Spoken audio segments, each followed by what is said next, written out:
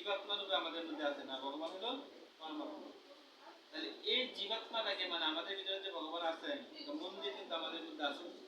গানের মধ্যে কিন্তু বলে মন্দিরে দেবতা নাই, দেবতা কোথায় আছে? প্রত্যেকের জায়গায়। ওই দেবতাটাকে আমাদের পূজা অর্চনা করতে হবে, মার্জন করতে হবে। তাহলে মার্জন করলে করাটা মানে কি, আমাদের যে আত্মাটা আছে ওই আত্মাটাকে জানতে হবে। ওই আত্মাটাকে জানা মানে যে ভগবান শ্রীকৃষ্ণকে বা আমাদের ঈশ্বরকে জানা।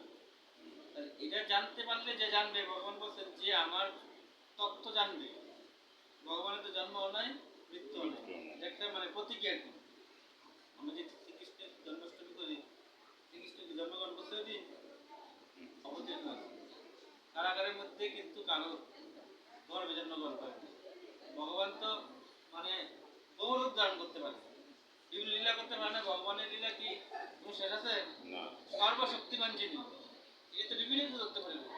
আমার আপনি এখানে কারণ সবার মধ্যে আছে, আবার এখানে থাকতে পারে। যদি আমরা এরকম কর্ম করতে পারি, ভগবানকে বিশ্বাস যদি করি, ভগবানকে বিশ্বাস করে ভক্তি দিয়ে যদি সম্মান দিই, তাহলে ভগবান থাকবে আমাদের সাথে।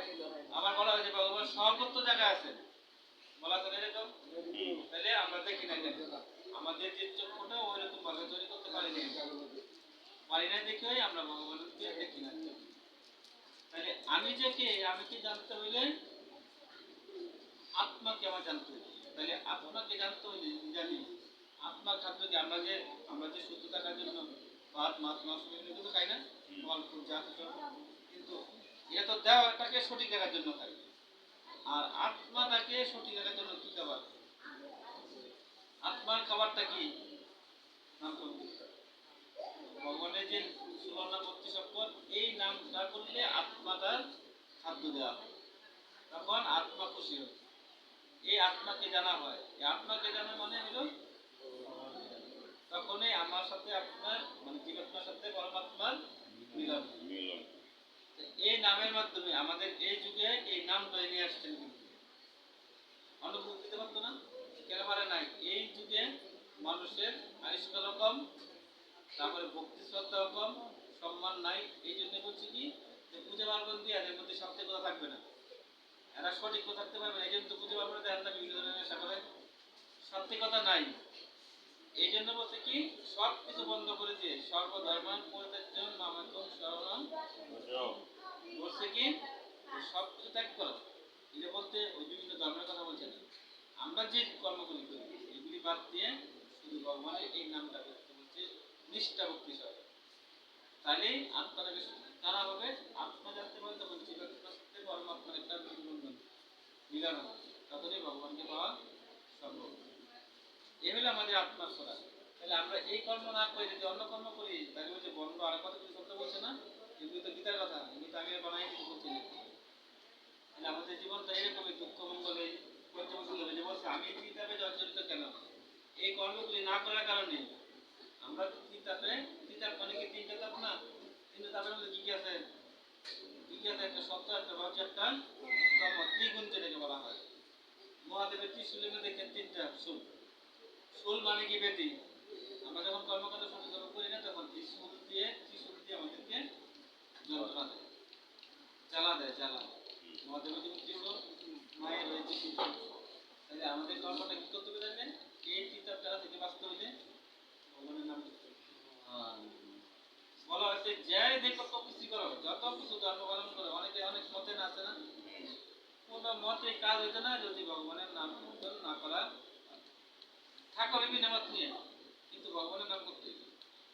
এক একজন গুরুদেব এক এক ধর্মের মতের অধিকার হতে পারে, কিন্তু কেউ কেউ অস্বীকার করতে পারবো যে শ্রীকৃষ্ণ নাই বা আমরা শ্রীকৃষ্ণকে মানি না, সৃষ্টিকর্তা নাই, এটা অস্বীকার করতে পারবো না। যে মতে দেব বলতে যত মত তত বিভিন্ন মত থাকতে পারে। আমি আপনার থেকে বেড়ানো বা যেমন বিভিন্ন পথ যেতে পারি না, কিন্তু তার মধ্যে বেড়ানো বলি আমি তো এখানে ধরে চল পূজা পথে যাই বেড়ানো দেওয়া যেত না।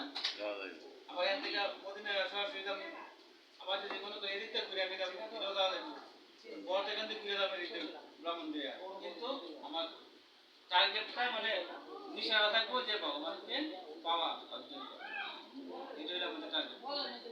এরকম একটা হলে আমরা যত মত যাই, যত মতে যাই, তো আমার জন্য ভগবানের নামই মানুষ যদি মারা যায় তাহলে আমরা কি ধ্বনি দিয়ে পরে নিয়ে যাই? মানুষের অন্তিম পর্যায়ে ভগবানের নাম নিয়ে না, আবার একটু ভগবানের নাম কীর্তন করি, অর্থাৎ কর্ণ করে যাতে ভগবানের নামটা যায়। তাহলে এটা কেন করা হয়? শুভ হওয়ার জন্য, ভালো কিছু করার জন্য। অন্য কোনো নাম যদি আমরা অন্য কোনো কিছু নাম নেওয়া হয়, যে যে মতের অধিকারী ওই নাম নেওয়া হয়, ভগবানের নামটা কিন্তু যায়, অন্য কিছু সঙ্গে সাথে। তাহলে এটা থেকেও তো আমাদের বোঝা দরকার যে আমাদের এই হরে কৃষ্ণ নাম ব্যতীত মুক্তির আর কোনো রাস্তা। যাই হোক, আমাদের আজকের আলোচনাটা এখন পর্যন্তই, বেশি বেশি আলাদা না, মাত্র 10টা সেকেন্ড। আজকে মানে যার উদ্দেশ্যে মানে চায়না রানী দাস দ্বিতীয় মৃত্যুবার্ষিকী কি এটা কি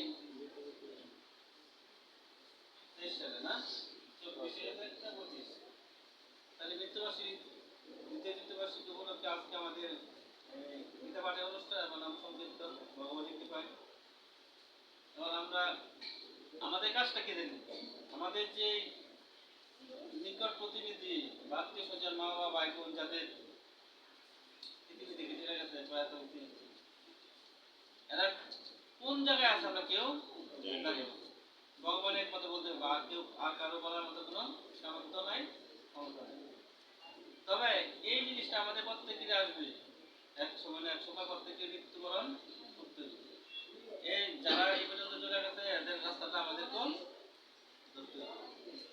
তাহলে আমাদের কাজটা কি? আমরা এদের প্রতিনিধি হিসাবে যে ওষুধ কোম্পানির প্রতিনিধি, যারা ওষুধ থেকে ভালো বিক্রির জন্য এরা বিভিন্ন ধরনের মিটিং দেয়, দৌড়াদৌড়ি করে ডাক্তারের পিছনে ঘুষ খাবার বা বিভিন্ন কিছু দেয় না, এরকম আমরা তাদের সন্তান হিসেবে, তাদের ভাই বোন যেটি দেয় যেটি লাগে ওইরকম হিসাবে ওই মৃত ব্যক্তির জন্য, মরণগত ব্যক্তির জন্য আমাদের একটু প্রার্থনা করতে হয়। এইটুকু আমাদের করার, আর কিছু করার নেই। ভগবানের কাছে প্রার্থনা করতে হয় যে আমার মা বাবা বা ভাই বোন যে যারই প্রয়াত হয়েছে যেন যে জায়গায় আছে, পরে যে জায়গায় আছে, জানি না ভগবান কোন অবস্থায় রাখছে, যাতে ভগবান তার নিজ হস্তে যাতে ওই আত্মাটা সদ্গতি করে রাখে, যাতে উদ্ধার হয়ে যায়। এই জন্য আমরা একটু শান্তি প্রার্থনা করবো। ওম সর্বসুখিনী ভবন্তু, সর্বে সন্তু নিরাময়া, সর্বে ভদ্রাণি পশ্যন্তি, মা কশ্চিৎ দুঃখভাগ্। ওম শান্তি, ওম শান্তি, ওম শান্তি। হে পৃথিবীর সকল জীব সুখ শান্তি লাভ করুন। হরে কৃষ্ণ কৃষ্ণ কৃষ্ণ হরে হরে, হরে রাম রাম, রাম রাম হরে হরে। জয় জয়